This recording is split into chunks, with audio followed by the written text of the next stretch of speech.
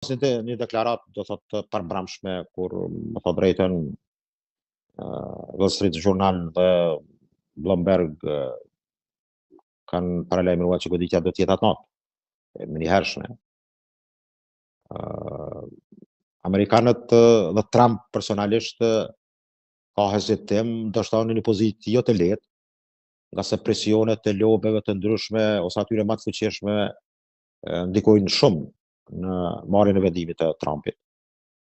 Më duket që 3 pikat të strategjisë të tij, të cilat i ka marrë me këshilltarët e sigurisë dhe të inteligjencës amerikane dhe me generalët e Pentagonit, të ushtrisë amerikane, kanë ardhur në përfundim që do thotë sulmisht i pa evitu shumë. Pika e parë, pika e dytë, mendojnë që do mos përfshihen në një luftë të gjatë në linjët e mesme. Dhe pika e tretë, ata dojnë të bëjnë shkatrimin e programit bërthamor të Iranit. Do thotë janë 3 pikat e strategjisë të cilat brenda kornizës 10-14 ditore ose 2 javore mund të kemi sulmin amerikan. Thonë drejtën amerikanët kanë qenë dje, sot dhe nesër mburoja e Izraelit. Mund të them në aspektin asaj që disponon ushtarakisht Izraeli, komplet është edhe sistemi mbrojtjes kundër ajrore, mund të them sa ardhi i fundit, i cili është jashtëzakonisht efikas, është do thotë prodhim amerikan. Meqense mendoj që harrovi por edhe kupolla e Qelikt, meqense kupolla e Qelikt është e ka do thotë aktivitetin e vet dikon 16 kilometra të narësisë, është domeni të shkull, sidomos ka qenë projektuar për neutralizimin e raketave të Hamasit, Al-Qasamit, por sistemi tjetër i cili, mund të them, sistemi David, pastaj Patriot amerikan dhe harrovi Treshi, nuk kanë treguar, mund të them, ndoshta atë përsinë e mbrojtjes, por mendoj që tër kapaciteti i aviacionit, se thonë drejtën Izraeli goditjen me aviacion në Iran, neutralizimin e ka bërë do thotë me 200 aeroplan F-35, 15 dhe 16, të cilët në ajër o dashur që të mbushin dhe karburant dhe do shfrytzuar edhe hapësira ajrore e Sirisë, Irakut, e Jordanit, dhe goditjet të cilat janë bërë dhe supermacionin e aviacion, kryesisht është teknologjisë komplet amerikane, plus duke shtuar këtu edhe informacionet përmes satelitëve dhe ato të inteligjencës, informacionet të inteligjencës që janë të rëndësishme për Izraelin në këtë rast. Irani ka treguar tjetër element, superioritetin raketor, balistik dhe hipersonik, dhe kjo po shihet që tash kemi me një shtet që i cili ka një goditje përmes aviacionit dhe sistemit të tyre të avionit luftarak, dhe asaj që po duket se është e pandalshme çështja, sidomos e armëve hipersonike Fatah 1 dhe Fatah 2. Pa harruar edhe Khabar 4-shin, që është jashtëzakonisht e tmerrshme, më them drejtën. Dhe kjo është e tëra që kapacitetet e dy forcave janë matur, mund të them, në këto 2 komponenta. Amerikanët mund të them do jenë ata që po që se goditjen e Iranit do të jetë goditje shumë e dhëmshme dhe sepse nuk matet forca e Iranit me të shëbave, dihet nuk është ndonjë zbulim i madh kur del fituesi. Do thotë për njerëz normal që njohin kapacitetet amerikane të një superfuqie botërore është e dishme. GBU-ja e 57 që bomba e cila dikon 13.600 kilogram, paramendoj është diçka do thotë që brin deri në 60 metër në thellësi në bunkerat nëntoksor, dhe atu pastaj eksplodon. Dhe krijon do thotë atë mund të them atë shkatrimin që mund të bëhet secilët bunker nëntoksor. Dhe në Diego Garcia në ujdesin e Oqeanit Indian, një bazë amerikane, nga këtu bombarduesit amerikan, sidomos ai që është më them teknologjia fundit me të cilën bombarduesve, mund të them, të amerikanëve, B-2-shit. B-52 është sistem më i vjetër, por me be dyshin hedhja e Gebus 57 që do t'jetë shkatërruese, që ka rreziqe që ta me Fordo, po që se goditet, që konsiderohet që këtu zhvillohet programi nuklear i Iranit, me që se mund ka edhe spekulime, sepse edhe Saddam Hussein këtë formë Iraku është goditur, pastaj ma vonë dalën dhonat që programi për shkatrimin armëve në mas nuk ka qenë real, që u pranu pastaj edhe prej vetë amerikanëve. Do thotë është pikpyetje që nuk duhet të spekuloj, është duke zhvilluar këtu programi nuklear i bombës bërthamore, por ky impant apo ky central bërthamor është në sytë e goditjes që të bëhet, edhe pse në malet të Zogrës, më fali, është do thotë një tjetër central i cili në 4400 metra lartësi mbijetare dhe këto varmone paraqesin në veri perëndim të Iranit ku është një popullat kurte e banuar ekskluziv. Dhe këto varmone paraqesin, mund të them, atë arsenalin që mund ta ketë Irani. Por goditja aty dhe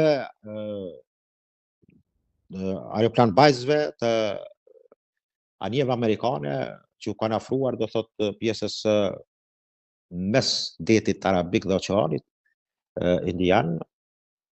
janë të cilat, të thëmë Diego Garcia ka 3900 kilometra nga pika e jugore e Iranit, sepse Irani mendon që në ta godas Diego Garcia, po lartësia nuk ka perimetër dhe domet të tillë të cila mund të arrijnë Diego Garcia. Prandaj në këtë pikë mendoj që pastaj kemi trupat amerikane afër 50.000, 45.000, 50.000 trupa që nga Kuwait, Iraku, Kuwait edhe pjesë tjera të Bahrajnit, Katarit, Emiratet e Bashkuara Arabe, Arabi Saudite dhe Sultanatit të Omanit. Kjo pjesë është e mbushur, mund të them, me pika amerikane të cilat do të goditen. Sigurisht është territor shumë i afër dhe Irani besohet që ka kapacitetet e tilla. Edhe pse janë shpërnda, një bazë duket ajrore në Katar është tërhequr, e kam fjalën teknologjia tyre, aviacioni tyre, avionët, dhe mund të kem ngushtica e Hormuzit, do jetë pastaj ajo problematika që çmimet në naftë do të kapërcejnë, do thotë në shifrat e larta, sepse ekonomia botërore mund të psojë, sepse transporti dhe importet e tërë botës, po të thënë, lëvizin nga kjo ngushticë ose kanali i Hormuzit dikon mes 25-35%. Dhe mund të kemi një skenar të njëjtë të vitit 1973, kur ka qenë lufta Yom Kipurit, apo lufta Ramazanit, ka koinciduar në muajin Ramazan, por Izraelit është përgatitur të japet një goditje nga Egjipti, Siria, Jordania dhe Iraku, mirë po Izraeli para se ata të mendojnë ta godasin, ky ka pri parë dhe i ka goditur. Dhe në këtë rast Arabia Saudite ka vënë sanksionet ndaj perëndimit, dhe ka qenë ajo kriza që njihen që ata unë tipo si po unë kom qenë fëmijë atë, do thotë 4 vjeçare sa i bie. Dhe mendoj që këtë situatë të sotshme a ka mundësi brenda dy javori të ketë kontakte me Putin, Erdogan, Trump, Xi Jinping, do thotë janë 4 faktorë. Do shohemi, ka shpresa, sepse jam i bindur që ka edhe në kohë lufte ka shkëmbime të informacioneve mes shërbime. Bile sot e ke në Zhenevë takimin që bëhet për programin bërthamor me disa shtete evropiane, Francë, Gjermani, Angli, Itali, me sa duket, dhe përfaqësuesit iranian, me siguri ambasadorit iranian e Zvicër në Zhenevë ka bisedime të tilla, por mendoj që janë të kota pa dhonizë amerikanët, pa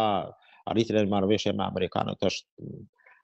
ndoshta mund të kenë edhe amerikanët do një kanal diplomatik përmes ambasadës iraniane ose një të tretë që bën komunikim në këtë ndërlidhje për të arritur një qetësim të paqes e cila duket se është e zbeh, po jo e pamundshme. Do ishte mirë sepse është vërtetuar që po që foda goditet mund të kemë një Çernobil të dytë. Një Çernobil të dytë, i cili mund të ketë rrezatimin i tij mund të prek ndoshta edhe te ne, Por në këtë drejtim sot ka liderë botërorë të cilët mund të them kanë ndikimin e tyre dhe kanë mundësinë që të evitohet. Mendoni se do ketë një tym të varur nga ky takim në Gjenev? E para, po që se ka sinjale që amerikanët mund të pajtohen, apo në mënyrë indirekte përmes këtyre vendeve që përbëjnë korpusin perëndimor, ose të vendet të Unionit Evropian, me plashtim të Anglisë, që është larguar nga Unioni, por sidomos është pjesë e kampit perëndimor. A do del një tymi i bardhë, jam skeptik. Ajo varet pak a shumë, meqense po që se Irani pranon që të ul në zero pasurimin e uraniumit nga 3.67%, të kaloj në zero, ka gjas, por është vështirë të thuhet për momentin, sepse në këtë botë kemi edhe aktorë tjerë, të cilët, mund të them drejtën, Kina është jo zyrtarisht dhe në aspektin ushtarak për krahjet e Iranit, ka deklarat të them kështu të hap. Mirë po Kina duket ka bërë disa lëvizje me 2-3 Boeingat e tij gjatë 30 ditëve të para të luftës, kur nuk dyshohet, por është pas e vërtetë që avionet e tillë me materiale me siguri ushtarake kanë hyrë në Iran dhe është ndërprerje përcjellja e radarit dhe kur ka hyrë në hapësirën ajrore, nuk është ditur se ku kanë orientimin dhe destinacionin, por destinacioni ka qenë Irani. Kjo tregon që kemi thënë drejtën pak a shumë edhe me rigoditje që i bëhet BRICS-it, ose edhe 2 perandorive për primat asaj perëndimore dhe lidoret aziatike. Kjo mund të jetë rrezikshme edhe për amerikanët, nga se ata që ballafaqohen në këtë rast me një luftë të përmasa më të mëdha, por edhe të goditjeve që mund të psojnë, atëherë kinezët është një test i mirë për ta, dhe është, mund të them, e favorshme. Por prapë mendoj që nuk the kokën për Iranin as Rusia as Kina, por mund të përdoret për dobësimin e kundërshtarit e tyre, siç janë në këtë rast amerikanët. Mendoj që ka dhe pak kjo luftë, unë kam një tekst të shkruar atje pse lufta Izrael-Iran janë çështja, mund të them, e gjithë asaj të gazsjellsve dhe të rrugës së shkëmbimit të mallrave nga India për të arritur të larguar ngushticën e Hormuzit, për të kaluar në Arabi Saudite ose nga Omani, sultanati, dhe pastaj të ardhur te porti Haifas në Izrael. Dhe ruta e dytë është ajo me ndafshit kinez dhe deri te Turqia. Dhe këtu është, më duket, pojanta e konfliktit. Do thot goditja që i bëhet aliancës Iran, Kinë, Kore e Veriut dhe Rusi. Por sidomos Kinës. Dhe në këtë drejtim kemi lëvizje të cilat, sepse çdo luftë prapa ka, mund të them, ato interesat ekonomike ose grabitin e resurseve ose rrugëve që sjellin këto të mira materiale, qarkullimin e tyre. Prandaj situata është e tensionuar, por mos ikën nga pyetja që pyeti ju për takimin e sotshëm. Mendoj që mund të ketë gjas, po që se Irani arrin të kuptoj që mund të psoj bukurën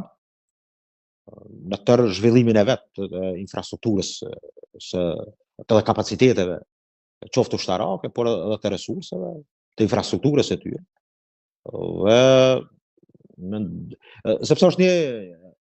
në aspektin religios quhet një farlloj fetvaja, një farlloj vendimi i aspektit fetar islam që nuk lejohet prodhimi i shkatrimit të armëve në masë. Hamneja ka thënë këtë më herët, por që se Hamneja ka dhënë deklaratë kërcënuese edhe për Shqipërinë. Kjo jo tash, më herët ka qenë, për vendosjen e grupit të mujahedinëve në atje